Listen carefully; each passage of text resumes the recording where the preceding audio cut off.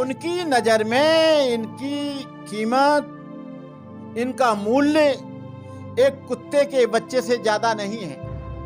ये जानवर के लिए रोएंगे, पशु के लिए रोएंगे, चिड़िया के लिए रोएंगे, कबूतर के लिए रोएंगे, मोर के लिए रोएंगे, लेकिन आदमी के लिए, जो आदमी की औलाद है, यहाँ का भोजन समाज, कुछ भी कहें करंट लगने से मरी है, लेकिन फॉरेंसिक रिपोर्ट ये बताती है उस लड़की के साथ बलात्कार हुआ है, विविध अत्याचार हुआ है, उसका शारीरिक उत्पीड़न हुआ है और वो उससे मरी है। तो ये फॉरेंसिक रिपोर्ट सही है कि ये लोग जो कह रहे हैं वो सही है? मैं फॉरेंसिक रिपोर्ट को सही मानता हूँ। इन लोगों का ये सॉफ्ट कोर आरएसएस मान लीजिए, वो हार्ड कोर है आरएसएस मान लीजिए, लेकिन दोनों में कोई फर्क नहीं है। इसलिए वो लोग अपनी भाषा से, अपने तरीके से बात करते हैं और वहां पर केवल घड़ियाली आंसू दिखाकर उन लोगों के प्रति सहानुभूति दिखाने के लिए। ये देश में कब तक चलता रहेगा? संविधान एक है, देश एक है, लड़की एक है, बलात्कार की सजा एक है। तो इस बलात्कार की सजा में देने का और लेने का और इनको इंट्रोगेट करने का और सजा देने का दोहरा मापदंड क्यों? हमारे लोगों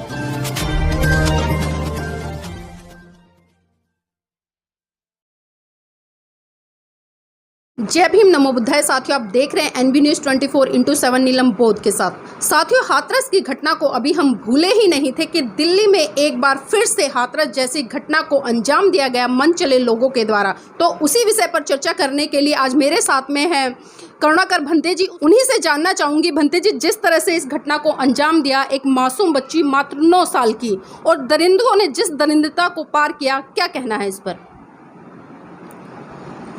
ये नीलम जी, पहले तो मैं आपके चैनल को बहुत बहुत बधाई देता हूँ कि आप दबे पिछड़े शोषित पीड़ित लोगों की आवाज़ को दुनिया के कोने कोने में पहुँचाते हैं। यहाँ जब से ये देश स्वतंत्र हुआ है तब से लगातार सारे भारत के कोने कोने में दलित समाज की बहन बेटियों का उत्पीड़न, बलात्कार, जुल्म, अत्याचार, शोषण होता आ रहा है। लेकिन यहाँ पर जब दलित समाज की बेटी के साथ जब बलात्कार होता है और एक सवर्ण की बेटी के साथ बलात्कार होता है, तो बलात्कार का कानून सबके लिए बराबर है। लेकिन यहाँ के लोग, जो मनुवादी लोग हैं या दूषित मानसिकता या संकुचित मानसिकता के लोग हैं, दलित समाज की बेटी के साथ जो डिस्क्रिमिनेशन या डिस्पैरिटी या उनके साथ भेदभाव जो होता है, और एक सवर्ण की लड़की के साथ जो बलात्कार होता है उसके साथ जो अलग चीज होती है, मैंने कई एक कांडों को अपने आंखों के सामने देखा है। जब निर्भया के साथ कांड होता है तो हजारों लोग इंडिया गेट से लेकर पार्लियामेंट तक मोमबत्तियां जलाकर उसको श्रद्धांजलि देते हैं। दलित बेटी के साथ जब बलात्कार होता है, एक भी आदमी बोलता नहीं है, केवल उसी समाज के लोग, उसी परिवार के लोग केवल बोलते हैं। बेटी तो किसी की भी हो, या बेटी ब्राह्मण की हो या बेटी दलित की हो, या बेटी मुसलमान की हो या बेटी सिख की हो, या बेटी ईसाई की हो या बेटी पारसी की हो, बेटी तो बेटी होती है। लेकिन जातिगत और धर्म के आधार पर यहाँ पर बहुत बड़ा भेदभाव किया जाता है। निर्भया के साथ जब बलात्कार होता है या उस लड़की के साथ जो विविध कांड होता है या उसकी जिस तरह से निर्मम हत्या कर दी जाती है या उसके साथ जो विविध कांड होता है, उसके बाद सारे देश का श्रवण जाग उठता है और उसके मरने के बाद उसको करोड़ों रुपया दिया जाता है।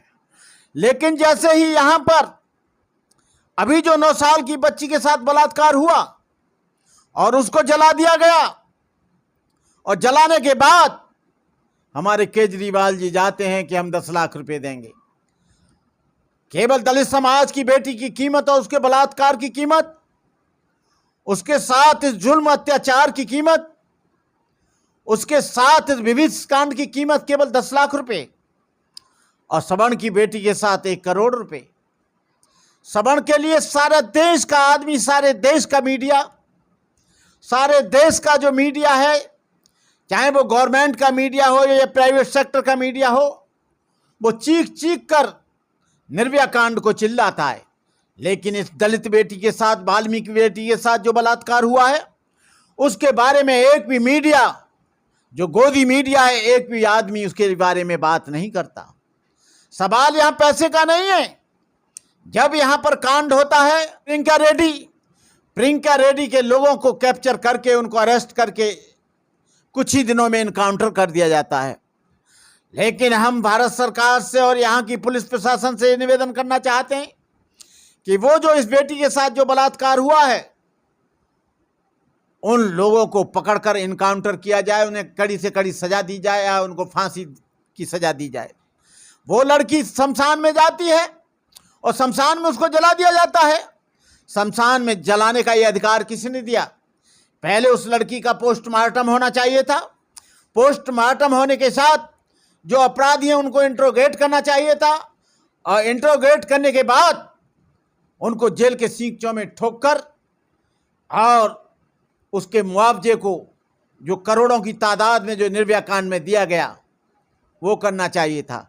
लेकिन यहाँ पर जातिगत आधार पर भेदभाव किया जाता है, जातिगत आधार पर उत्पीड़न किया जाता है, जातिगत आधार पर उनको यहाँ पर सजा दी जाती है, जातिगत आधार पर ही उनका मुआवजा तय होता है, जातिगत आधार पर ही उनको जो हम लोग जो देते हैं सहायता, जातिगत आधार पर दी जाती है। ये देश में कब तक चलता रहेगा? संविधान एक है, देश एक है, लड़की एक है, बलात्कार की सजा एक है, तो इस बलात्कार की सजा में देने का और लेने का और इनको इंट्रोगेट करने का और सजा देने का दोहरा मापदंड क्यों? हमारे लोगों के साथ इतना भेदभाव क्यों? मैं कहना चाहता हूं, इस मानसिकता को त्यागना होगा। यदि ये मानसिकता नहीं त्यागते हैं तो एक दिन यही मानसिकता यहाँ पर ज्वालामुखी बन जाएगी, यहाँ का विस्फोट हो जाएगा, यहाँ पर तरह तरह के लोग आंदोलित होंगे। यदि इस लोगों को कड़ी सजा नहीं दी गई तो यहाँ पर तमाम संस्थाएं, दलित संस्थाएं, अम्बेडकरवादी संस्थाएं यहाँ पर आंदोलित होंगी। मैं कहना चाहता हूँ भारत सरकार से उन्हें फांसी की सजा दिया जाए, और इस समाज की, जो दलित समाज की लड़की है, और लड़की के परिवार वालों को मुआवजा दिया जाए और उनके परिवार वालों को एक नौकरी देनी चाहिए जिससे वो अपना भरण पोषण कर सकें। भंते जी, अक्सर हम देखते हैं कि जब से केंद्र में बीजेपी की सरकार स्थापित हुई है, वो बड़े बड़े वादे करती है और खासकर बेटी बचाओ बेटी पढ़ाओ जैसे नारे देती है। और उसी कड़ी में जो दिल्ली सरकार है, दिल्ली सरकार के भी बड़े बड़े वादे रहे हैं। लेकिन जब हमने देखा कि ये घटना बीत चुकी और जो बहुजन समाज का एक बहुत बड़ा तबका है, वो उसने वहां पर जाकर प्रोटेस्ट किया, आंदोलन किया, और उसके ही बाद 2 दिन बाद जब देखा कि यहाँ केजरीवाल मुर्दाबाद के नारे लग रहे हैं, क्योंकि दिल्ली में केजरीवाल की सरकार है, तो तीसरे दिन केजरीवाल जी पहुंचते हैं और उसका बहिष्कार वहां के लोगों ने किया और केजरीवाल मुर्दाबाद के नारे लगाए गए। क्योंकि जो बहुजन समाज की बहन बेटियों पे इस तरह के शोषण अत्याचार होते हैं तो उसको ये कहकर टाल दिया जाता है कि एक दलित की बेटी, लेकिन जब किसी स्वर्ण समाज की बेटी के साथ में इस तरह के दुष्कर्म होते हैं तो उसको ये कहता है कि हिंदू की बेटी। क्या आज वो दलित बेटी वो हिंदू नहीं थी? देखिए, चाहे तो दिल्ली प्रदेश की सरकार हो, चाहे केंद्र सरकार हो, चाहे और प्रदेशों की सरकारें हों, मैं केंद्र की सरकार और दिल्ली की सरकार में कोई ज़्यादा फर्क नहीं मानता। केजरीवाल जी भी उन्हीं नेकड़धारियों में से निकले हैं। एक दो चीज़ होती हैं नीलम जी, एक हार्ड कोर होता है, एक सॉफ्ट कोर होता है। ये सॉफ्ट कोर आरएसएस मान लीजिए, वो हार्ड कोर है आरएसएस मान लीजिए, लेकिन दोनों में कोई फर्क नहीं है। इसलिए वो लोग अपनी भाषा से, अपने तरीके से बात करते हैं और वहाँ पर केवल घड़ियाली आंसू दिखाकर उन लोगों के प्रति सहानुभूति दिखाने के लिए, उनका वोट बैंक को तय करने के लिए, अपने वोट बैंक को निर्धारित करने के लिए सारी पार्टियां अपना अपना काम करती हैं। ये है बात। जी भंते जी, जिस तरह से ये घटना हमने देखी और जिस तरह से इस घटना को अंजाम दिया गया, जब वाल्मीकि समाज की बेटी शमशान घाट में पानी लेने जाती है और कुछ मनचले लोग होते हैं जो सामूहिक रूप से उसके साथ में बलात्कार करते हैं और उसको जिंदा जलाने का काम करते हैं, लेकिन जब बाद में पूछा जाता है तो वही दोषी ये कहते नजर आते हैं कि उसको करंट लग गया था और करंट की वजह से वो मर गई थी। तो ये अधिकार किसने दिया? अगर करंट लग भी गया था, हम एक बार को मान लेते हैं, तो उन्हें पुलिस प्रशासन को फोन करना चाहिए था या नजदीकी अस्पताल में ले जाना चाहिए था या उनके परिवार को सूचित करना चाहिए था, लेकिन उन लोगों ने ऐसा ना कर उस लड़की का अंतिम संस्कार करने का काम किया। इस पर क्या कहना है? देखिए, पहले तो उस लड़की के बारे में उस परिवार को सूचित करना चाहिए था। ये कुछ भी कहें, करंट लगने से मरी है, लेकिन फॉरेंसिक रिपोर्ट ये बताती है कि उस लड़की के साथ बलात्कार हुआ है, विविध अत्याचार हुआ है, उसका शारीरिक उत्पीड़न हुआ है और वो उससे मरी है। तो ये फॉरेंसिक रिपोर्ट सही है कि ये लोग जो कह रहे हैं वो सही है? मैं फॉरेंसिक रिपोर्ट को सही मानता हूँ, इन लोगों को गलत मानता हूँ। तो भंते जी, इस तरह की जो घटनाएं देश में हो रही है, खासकर इस देश के लोगों को क्या मैसेज देना चाहेंगे? क्योंकि लगातार हम कानून पर भी सवाल खड़े कर देते हैं, कानून प्रक्रिया को दोषी ठहरा देते हैं, लेकिन कहीं ना कहीं हम इन चीजों के पीछे जो एक सभ्य व नैतिक समाज होता है उसका हाथ नहीं मानते। देखिए, जो सत्ता होती है वो बहुत बड़ी ताकत होती है। यहाँ का जो शासन है वो उन्हीं लोगों का है जो जुल्म करते हैं, प्रशासन भी उन्हीं लोगों का है। और यहाँ पर 3 चीज़ों से ये देश चलता है: कार्यपालिका, न्यायपालिका और विधायिका। और उसमें दलित समाज के लोगों की भागीदारी नहीं है। और जब तक इनकी यहाँ के शासन और प्रशासन, न्यायपालिका, कार्यपालिका और विधायिका में भागीदारी नहीं होगी, तब तक इनके साथ ऐसे बलात्कार होते रहेंगे, इनकी हत्याएं होती रहेंगी, निर्दोष लोगों पर जुल्म होता रहेगा, पेड़ों से बांधकर इनकी पिटाई होती रहेगी, निर्दोष और बेगुनाहों को पेड़ों से लटकाकर फांसी होती रहेंगी, कॉलेजों में इनके साथ भेदभाव होता रहेगा, छात्रों की हत्याएं होती रहेंगी, लड़कियों की हत्याएं होती रहेंगी, गांव में जाकर इनका उत्पीड़न होता रहेगा। जब तक कार्यपालिका और न्यायपालिका और विधायिका में इनकी भागीदारी नहीं होती, तब तक कुछ नहीं होगा। भंते जी, हमने देखा था कि पिछले साल एक हथनी का बच्चा मर जाता है तो उस पर भारतीय जनता पार्टी की जो नेता है स्मृति ईरानी, वो फूट फूट कर रोती है और अपनी संवेदना व्यक्त करती है, लेकिन जब वहीं एक मनुष्य की बेटी के साथ में इस तरह का दुष्कर्म होता है तो उनका एक ट्वीट तक नहीं आता। ऐसी महिलाओं के लिए क्या कहेंगे? देखो, पहले हमारे जो मिलिट्री के थे, जो गाजियाबाद से MP हैं आजकल, वो कहते थे कि यदि कुत्ते का पिल्ला, कुत्ते का बच्चा मर गया तो क्या हो गया। उनकी नज़र में इनकी कीमत, इनका मूल्य एक कुत्ते के बच्चे से ज़्यादा नहीं है।